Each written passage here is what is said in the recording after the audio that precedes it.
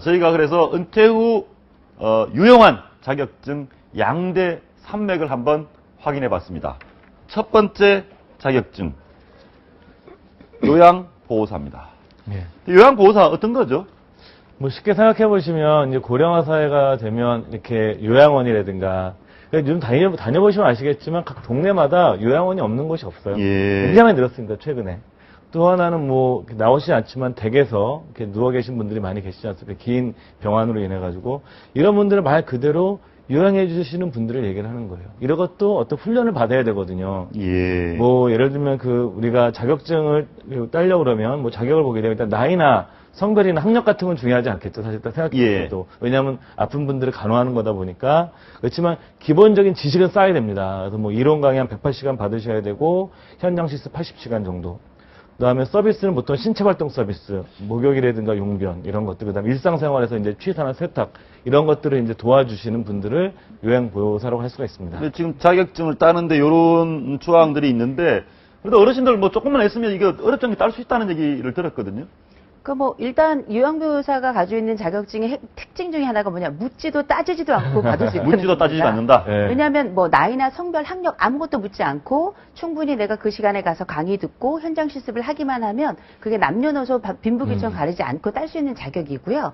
그다음에 이제 좋았던 것 중에 하나는 뭐냐면 내가 이렇게 일을 해가지고 언제든 원하는 때에 원하는 방식으로 일을 할 수 있을 뿐만 아니라 또 한 가지는 만약에 내 가족이 아플 경우라도 네. 내가 요양보호사 자격을 따게 되면 내 가족을 돌보면서도 또 돈을 받을 수 있는 일석이조 효과가 있는 거예요. 국가에서. 그렇죠. 그러니까 네. 이제 그러면 할머니가 할아버지 편찮은 할아버지 돌보고 있으면 국가에서 그 할머니 할아버지한테 돈을 준다. 그렇죠. 네. 할머니 할아버지께 돌을 드리는 건 아니고요. 그 돌보는 할머니가 어르신 남편을 돌본다 그러면 아내에게 주는 거고, 아내에게. 남편이 아내를 돌본다 그러면 그 자격으로 그 요양보호사에게 해당되는 금액을 지급을 하는 거죠. 그러니까 예. 실제 얼마 전에도 그 80세 되신 어르신께서, 남자 어르신께서 몸이 불편하신 그 아내를 위해서 그 요양사 자격증을 따가지고 화제가 된 적도 있었어요. 그 따면 아내분 돌보면 그 네. 남편분 할아버지한테 예, 돈을 준다. 그렇습니다. 예.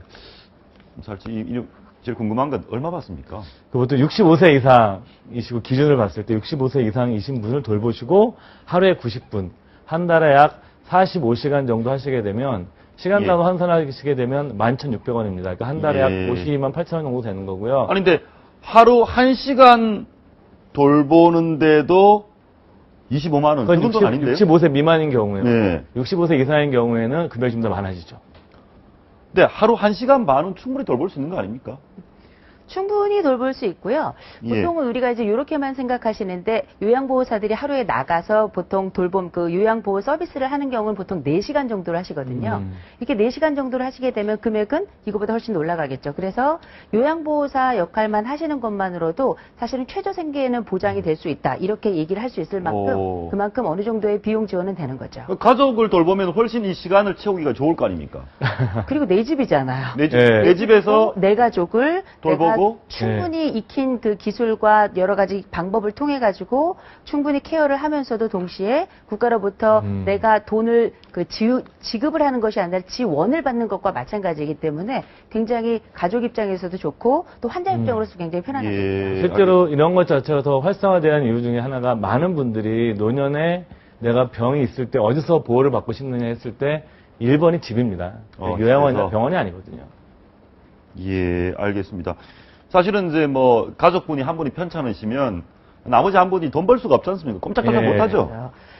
보통 우리가 그 치매 어르신이거나 만성 질환을 가지고 계신 분들은 보면 가족들이 적어도 한 명은 24시간 완전한 간병을 위해 시간을 내야 되는 경우가 많은데 문제는 뭐냐면 이렇게 우리가 흔히 이걸 사회적 비용이라고 그러는데요. 한 사람이 밖에 나가서 사회적으로 활동할 수 있는 모든 기회와 비용들이 다 다른 가족에게 완전히 몰입이 되게 되고 이런 과정에서 비용만 발생하는 것이 아니라 24시간 옆에 있다 보니까 우울증도 발생하고 하나 더 나아가서는 전반적인 사회생활이 완전히 차단되기 때문에 심지어는 뭐 학대를 더 강화시키거나 학대의 그 빈도가 높아지는 경우도 생겨나기 때문에 이런 것들을 많이 줄여주는 것 중에 하나가 또 가족 요양보호사의 역할이 예, 되겠죠. 알겠습니다.